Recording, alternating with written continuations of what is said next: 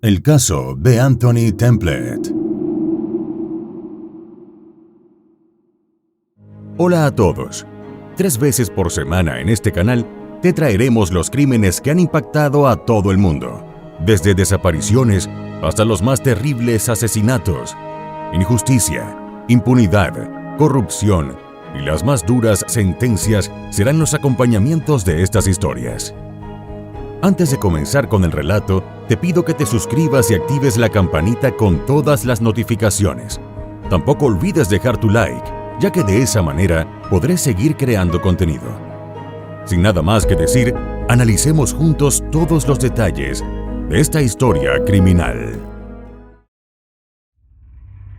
Teresa Thompson atravesaba un duro momento en su vida cuando conoció a Burt Templet a finales de los años 90. Con una hija de 12 años, Natasha, y un hijo de 9, Matthew, la mujer enfrentaba una separación y trabajaba como camarera en un restaurante de Ingleside, en el estado estadounidense de Texas. Ella no estaba a gusto y ni siquiera se sentía capacitada, pero rendirse no era opción. La ruptura, además, la había dejado sin energía y con una profunda tristeza. Por eso, cuando Burt respondió con un pequeño chiste al error cometido por ella con su pedido, sintió algo similar a volver a vivir.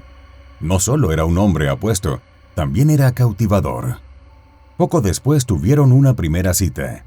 Burt le contó que había llegado desde Baton Rouge, Luisiana, y que su trabajo en una compañía petrolera era el motivo por el que se encontraba pasando una temporada en la ciudad. El romance continuó, y Teresa dio un paso más. Le presentó a Patricia, su madre, y a su hermana Becky. Es extraño, pero suele decirse que las madres saben de estas cosas. El instinto maternal les avisa cuando un sujeto no es el indicado para sus retoños. Eso mismo creyó Patricia, quien no estaba convencida de que Burt fuese un buen hombre para Teresa. Pero tan dichosa estaba la joven mujer con la relación que, tras un par de meses, decidieron irse a vivir juntos. En el año 2000, a él le surgió un cambio laboral en Houston. Teresa aceptó mudarse hasta allá, poniendo una distancia de más de 300 kilómetros entre Patricia, Becky y ella, quienes hasta entonces siempre habían sido muy unidas. Sin su familia y en un lugar desconocido, el mundo de Teresa se redujo a su marido, quien además demandaba de ella tanta atención que podría decirse que llegaba a niveles fuera de lo normal. Para empeorar las cosas, Teresa descubrió que el hombre, que cada vez mostraba más sus imperfecciones, era consumidor constante de cocaína. Lo que hasta ese momento parecía un temperamento fuerte, a ritmo vertiginoso, mutó en violencia verbal y física. La verdadera naturaleza de Burt estaba al descubierto, y Teresa ya le temía. Fue ese miedo el que la paralizó y le impidió tomar cualquier tipo de decisión. Un año después, quedó embarazada. Por desgracia, tener un bebé en su vientre no fue motivo suficiente para poner freno a la violencia de Burt. Durante el año 2001, le propinó tantos golpes que fue arrestado en varias ocasiones e inclusive llegó a pasar unos meses en prisión. Finalmente, el 13 de septiembre, nació Anthony. Fue un hermoso niño rubio de ojos azules que enseguida le robó el corazón a Teresa. Las largas ausencias del hogar de Burt, entre trabajo y su cada vez más creciente consumo de alcohol y drogas, hizo que madre e hijo crearan fuertes lazos. Anthony se convirtió en el compañerito de Teresa. Pero cuando el marido hacía acto de presencia, enseguida todo se transformaba en una escena infernal. La brutalidad del hombre llegó al punto de maltratar a Teresa mientras sostenía en sus brazos a la criatura. Y un día, cuando Anthony contaba solo con 7 meses de nacido, Burt se superó en maldad.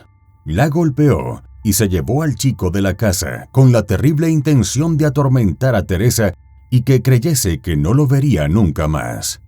Desesperada, la madre se comunicó con la policía, pero Burt sabía cómo ser encantador a conveniencia, y tan buen manipulador era que los agentes de la policía lo interrogaron, pero no lo detuvieron, simplemente lo dejaron ir. Teresa se sintió derrotada, sola, segura de que cualquier intento por denunciarlo sería en vano. La maquiavélica personalidad de Bart le hizo regresar a casa como si no hubiese sucedido nada. Teresa no escuchó de él ni una disculpa, pero al tener a su pequeño de nuevo en sus brazos, la atormentada mujer comenzó a dedicar largas horas a imaginar cómo huir con Anthony y poner así punto final a la pesadilla. No hubo tregua alguna. Bart estaba absolutamente fuera de control. Sus brutales ataques escalaron hasta dejar a Teresa en cama durante días. Una noche, cuando estaba sola en casa, tocaron a la puerta. Cuando ella bajó a abrir, se encontró con un hombre que, a los gritos, le pedía a Teresa que huyera, pues Bart lo había contratado para matarla. El primer instinto de ella fue buscar a su bebé, pero el sujeto insistía en que ella tenía que irse. No había tiempo que perder. Debía dejar al pequeño. Teresa no tuvo más remedio que obedecerlo. Al día siguiente ella volvió a la casa, pero tal como ocurrió la vez anterior, su marido ignoró lo sucedido.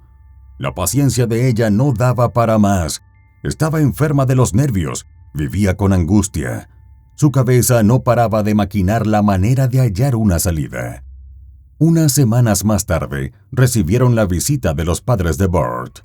Teresa se esmeró en atenderlos y cocinó un gran desayuno para todos, pero el carácter impredecible de su marido salió a relucir de la peor manera.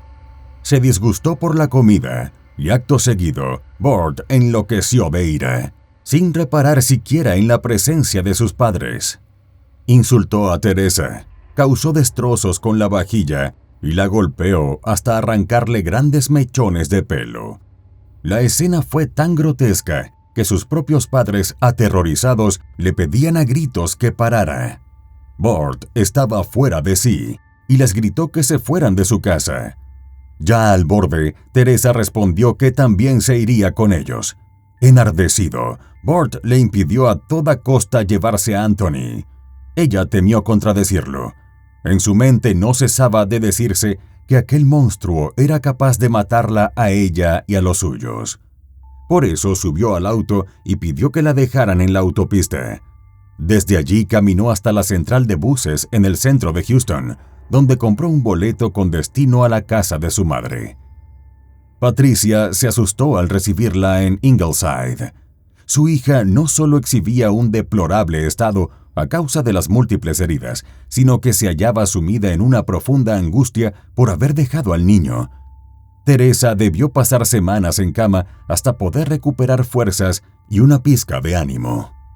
En el transcurso de esas mismas semanas, Bart tomó la decisión de irse con Anthony y condujo hasta el estado de Luisiana. Cuando Teresa finalmente volvió a Houston a rescatar a su hijito, solo encontró el domicilio vacío. Había sido suficiente. Tenía que buscar a un abogado y así procedió. Pronto consiguió una orden de protección. El siguiente paso era asegurarse la custodia de Anthony y para ello inició el respectivo proceso en Texas. Bart no se presentó a la audiencia, no daba respuestas ni señales de vida. Teresa asumió la situación como desaparición y llevó a cabo una intensa búsqueda por las escuelas, hospitales y parques. Ayudada por su hija, Natasha, así como por Patricia y Becky, invirtió todo el dinero que juntó en elaborar folletos con el rostro impreso del pequeño. En ellos se leía: niño perdido y visto por última vez el 19 de abril de 2007 junto a su padre, en un Chevy Silverado 4x4 de color rojo y del año 2000. Los puso en tantos lugares como pudo, a lo largo de Ingleside y Houston. Con la esperanza de que tuvieran noticias, se comunicó con la residencia de los padres de Bart en Baton Rouge. Sorpresivamente, quien atendió la llamada telefónica fue el pequeño Anthony. Sin esperar ni mediar palabra con nadie más, Teresa emprendió el viaje hasta allá. Pero por mucho que tocó la puerta, no recibió respuesta alguna. Nunca le abrieron. Decidida a luchar por su hijo, con total premeditación, llenó entonces el vecindario de volantes, de modo que todos supieran que su hijo había sido secuestrado por Bart. La siguiente medida fue dirigirse a la corte del lugar, y ahí logró su cometido. Ellos hicieron que Burt le entregara a Anthony. El niño rebosaba de alegría al hallarse con su amorosa madre, y Teresa creyó que el horror había terminado. Se instalaron en el hogar de Patricia, y juntos trataron de recuperar el tiempo perdido. Fue un lapso de solaz, juegos en el jardín y momentos de paz para rehacer la familia y los afectos. Pero en paralelo y lleno de furia, Burt redobló la apuesta, teniendo en mente una brutal venganza. Primero declaró en el tribunal de Luisiana que su mujer estaba loca, que era adicta a distintas drogas y por tanto estaba incapacitada para criar al hijo de ambos. Luego, contrató los servicios de una agencia de investigaciones privada. Desconociendo el proceso iniciado en Texas por Teresa, el tribunal de Baton Rouge le dio al padre la custodia total temporal.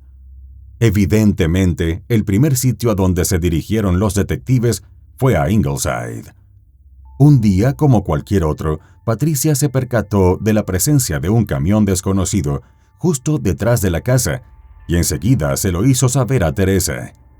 Durante 3 días seguidos vigilaron la casa para averiguar el paradero del niño, y apenas vieron a Anthony, dieron aviso a Burt, quien se puso en contacto con el departamento de policía de Ingleside.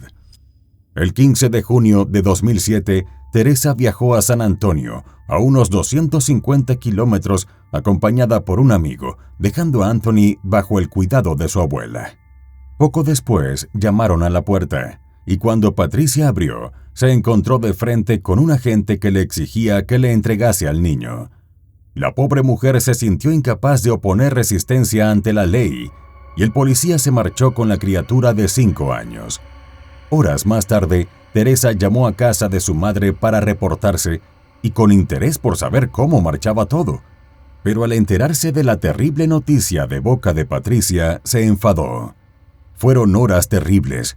Al dolor por la pérdida, se sumaba la culpa de Patricia por haberle fallado a su hija y a su nieto, que desde entonces estaba en manos de su inhumano padre. Burt se llevó a Anthony a vivir con él en Baton Rouge. Es decir, técnicamente no lo secuestró, pero se valió del sistema de tribunales de familia para quitarle el niño a la madre. Vale la pena recordar que presentar demandas implica altos costos, y aunque Texas y Luisiana son estados contiguos, entre Ingleside y Baton Rouge hay una distancia superior a 700 kilómetros que significaban también gastos para Teresa, cuya situación económica no era la mejor. En ese escenario, ella, a la larga, debió consolarse pensando que un día, y con esperanza, más temprano que tarde, daría con el paradero de su hijo. Es bien sabido que la curiosidad infantil no da tregua y es difícil de esquivar. Por eso, al principio Burt le inventó historias al niño sobre su madre, con el propósito de convencerlo de que hacía aquello por su bien. Le dijo que Teresa se había enamorado de otro hombre, que no los necesitaba y que no se preocupaba por el bienestar del chiquillo, ni pretendía ir en su búsqueda. Asimismo, optó por mantenerlo, a toda costa, dentro de las paredes del nuevo hogar. Tal fue su nivel de control que se negó a inscribirlo en la escuela, y podría decirse que le dio una vida de recluso. Su propio comportamiento, ajeno a los vecinos, le sirvió para evitar indiscreciones de terceros. En el vecindario poco y nada sabían de aquel hombre misterioso, e incluso algunas personas le temían porque a las claras resaltaba su personalidad hostil. Puertas adentro, la violencia que otrora volcara sobre Teresa, ahora Burt la descargaba contra el pequeño. Corría el año 2008 cuando Burt conoció en un bar a una mujer llamada Susan. Era el cumpleaños de ella y los presentó un amigo en común. Susan se había divorciado del padre de su único hijo, Peyton. En breve se entabló un romance entre ambos y la relación prosperó, hasta el punto en que ella y su niño se mudaron con Burt y Anthony. Autos nuevos, viajes, una hermosa casa con piscina. Anthony y Peyton se llevaban bien. Inicialmente Susan se sintió como la protagonista de un cuento de hadas. Nada hacía presagiar infelicidad. Solamente un detalle le llamaba poderosamente la atención: el hecho de que Anthony era un chico muy callado y retraído. Dispuesta a ayudar a su nuevo hijastro, quiso saber sobre su pasado, pero por toda respuesta, su marido le dijo que la madre del chico había muerto y que él prefería que aprendiera lo estrictamente necesario en casa. Susan era una buena mujer, y no tardó en tomarle cariño a Anthony hasta sentirlo como hijo propio. Por eso tuvo la paciencia y la dedicación necesarias para enseñarle algunas nociones básicas: el abecedario, a escribir su nombre, sumas y restas. Más de eso no permitió Burt, quien además no perdía ocasión para gritarle al niño y hacerlo sentir mal. Lentamente iba corriéndose el velo de los ojos de Susan. El paraíso ya no lo parecía tanto. Burt dispuso la colocación de cámaras de circuito cerrado de televisión en toda la residencia, tanto en el exterior como en el interior, salvo en el dormitorio matrimonial. La ubicación de una de esas cámaras en la entrada de la cochera le permitía saber de las entradas y salidas de Susan, y hasta era posible vigilar la cantidad de bolsas de la compra y su contenido. El ensimismamiento de Anthony fue en aumento a medida que se acercaba a la adolescencia. El jovencito no hacía más que pasar los días frente al monitor del computador y dedicado a los videojuegos. No era para menos. Cualquier acción suya molestaba a su padre, así que al joven solo le quedaba volverse casi invisible como táctica de sobrevivencia. El que tiempo atrás fue un encantador niño, poco a poco fue transformándose ante Susan, quien empezó a temer su ausencia de emociones y su notable falta de empatía. Una única concesión tuvo el padre con el muchacho, quien ya contaba con 16 años. Le consiguió trabajo en el vivero de un vecino llamado Scott. A sabiendas de que pasaría unas horas fuera de casa, Burt instaló un rastreador GPS en el teléfono celular de Anthony para vigilarlo las 24 horas del día. Tras breves interacciones con el chico, a su supervisora en el vivero, Elena Fennell, le resultó raro que él no supiera nada de su madre biológica y aún más que ignorase referentes de la cultura popular. Era como si viviese aislado del mundo. En casa, los ataques físicos de Burt contra Susan se intensificaron y se convirtieron en rutina, hasta que en una ocasión los golpes le hicieron perder varios dientes.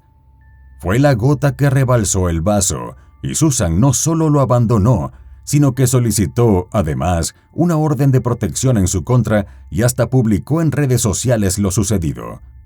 Si bien tuvo pena por Anthony y contempló la posibilidad de llevarlo con ella, el miedo a que su marido la matara se interpuso y la hizo desistir de esa idea.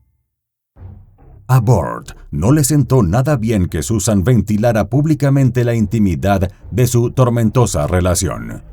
Durante años, él se esmeró por mantener oculto al mundo su doble vida de exitoso profesional y violento hombre de familia. Semejante esfuerzo se desmoronaba ahora. Empezó a experimentar inseguridad y miedo. Y aunque parecía imposible que cayese más bajo, el abandono de ella lo logró. Tomó por costumbre embriagarse a diario, y fue Anthony quien pagó las consecuencias. El adolescente fue el blanco de su ira, expresada en más golpizas, más vejaciones y más abusos. Pero lo peor vino luego. El alcoholismo de Burt tuvo consecuencias en su desempeño laboral y terminaron echándolo de la empresa por mal rendimiento. Las deudas se acumulaban, estaba sobregirado con las tarjetas de crédito, estaba desesperado. En aquel estado de paranoia, a veces deambulaba por casa con un arma en la mano. Para Anthony era evidente que las cosas estaban fuera de control. El 3 de junio de 2019, el muchacho dormía cuando Burt, claramente ebrio, entró en su habitación a los gritos y lo acusó de mantener contacto con Susan. Buscó y revisó el celular de Anthony en busca de pruebas. Estaba fuera de sí. Era claro que lo atormentaba que ambos mantuvieran contacto en secreto y lo excluyeran. La discusión fue en aumento hasta que el hombre se abalanzó sobre el hijo, pero este logró esquivarlo y huyó con dirección a la recámara principal. Aquello era lo peor que Anthony había visto en 17 años de maltratos. Ni siquiera pensó en llamar a la policía. ¿Para qué? Lo detendrían y al rato estaría de regreso en casa. Dentro de sí latía la certeza de que ese era el final para uno de los dos. Además, Burt ya no tenía nada que perder. Una vez en la habitación de su padre, Anthony cerró la puerta y comenzó a buscar un arma de fuego. Solo pensaba en defenderse.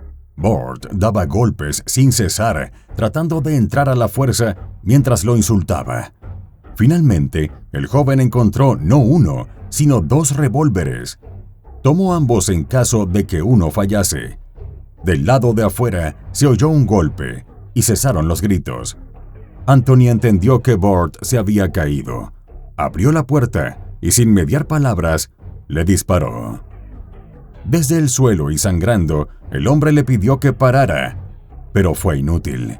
El torturado muchacho quería acabar con aquel infierno, y por ello disparó 2 veces más, dándole en la cabeza y en el torso. Acto seguido, Anthony se comunicó con el 911. A la teleoperadora le dijo, sin rodeos, que había matado a su padre. También preguntó cómo debía proceder y qué información debía suministrarles. Yes. Okay. 100%. Or at least I tried to. He tried to attack me. Luego esperó pacientemente en la entrada de su casa a que llegara la policía. No se resistió al arresto y siguió al pie de la letra todas las indicaciones. Entretanto, los paramédicos levantaron a Burt, que yacía sobre un charco de sangre, pero aún respiraba, y fue conducido al hospital. Cuando llegaron al cuartel, los encargados de interrogar al menor quedaron asombrados por su falta de expresión. No lloraba, no parecía arrepentido, ni tenía una conducta que se pudiera considerar acorde con el estado de adrenalina o de shock propio de estos casos. Temieron que la falta de remordimientos y de emociones de Anthony fueran un signo de psicopatía. Un detalle, sin embargo, desconcertó aún más a los agentes. El joven no estaba seguro de su fecha de nacimiento y tampoco recordaba su dirección. Algo no calzaba. Dado que Burt continuaba con vida en el hospital, Anthony fue acusado de intento de homicidio involuntario. Pero 3 días después, el 6 de junio de 2019, Burt falleció como consecuencia de la herida en la cabeza, según la declaración de la patóloga forense. El cargo fue cambiado a homicidio involuntario. Sin pruebas sobre la violencia que Burt ejercía sobre él, posteriormente se elevó a asesinato en segundo grado, lo que significaba automáticamente que su caso sería llevado de la corte de menores a la corte de adultos. Aparte de la terrible vida que tuvo, Anthony se enfrentaba a una posible cadena perpetua.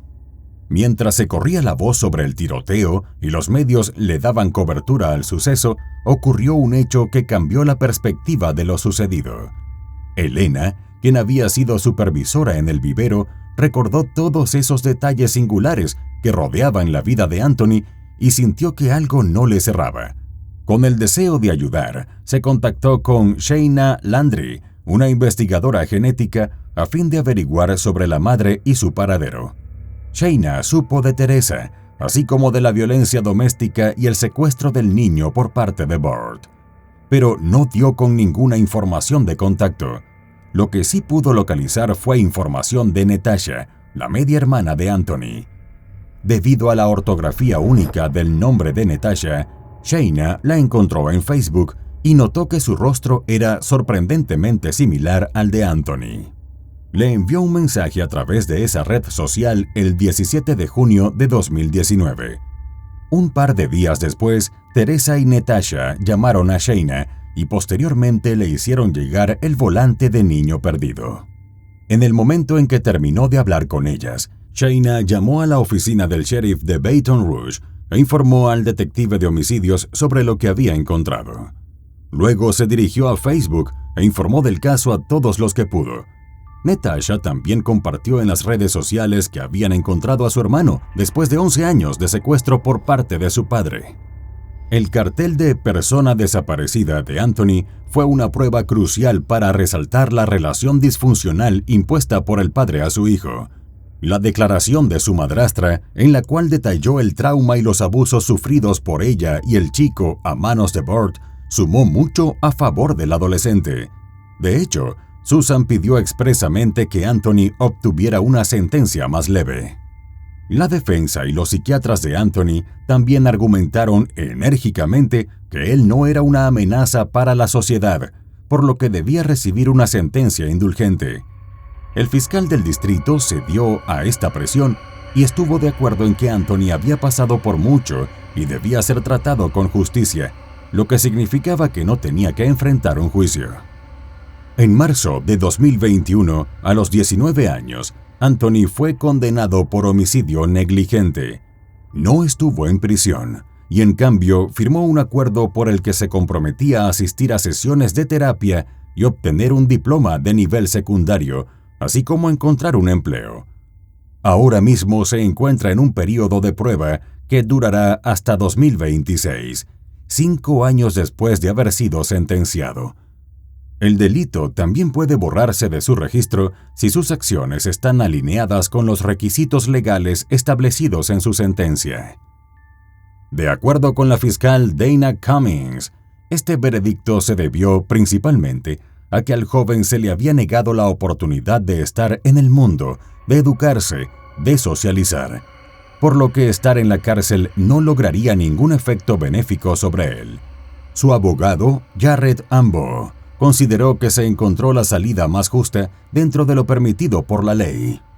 Ambo también inició una campaña de recaudación de fondos para ayudar al joven con los gastos educativos y asegurarle un mejor futuro. Este caso alcanzó tanta notoriedad que Netflix hizo un documental de 3 capítulos con el título "Acabo de matar a mi papá", que fue la dramática frase con la cual Anthony resumió todo lo ocurrido al hablar con la operadora del 911. En uno de los análisis más dolorosos hechos en el programa, el abogado Ambo y Anthony se refirieron a la decisión de Burt de impedir que su hijo fuera a la escuela y consideraron que era una forma perfecta de ocultar el abuso, pues, al estar tan profundamente aislado, no podría contarle a nadie sobre las terribles condiciones que el hombre imponía dentro del hogar. Además, al estar fuera de los registros educativos, su madre no tendría forma de encontrarlo. Después del proceso judicial, Anthony ha intentado reconstruir la relación con su madre y su abuela en Texas.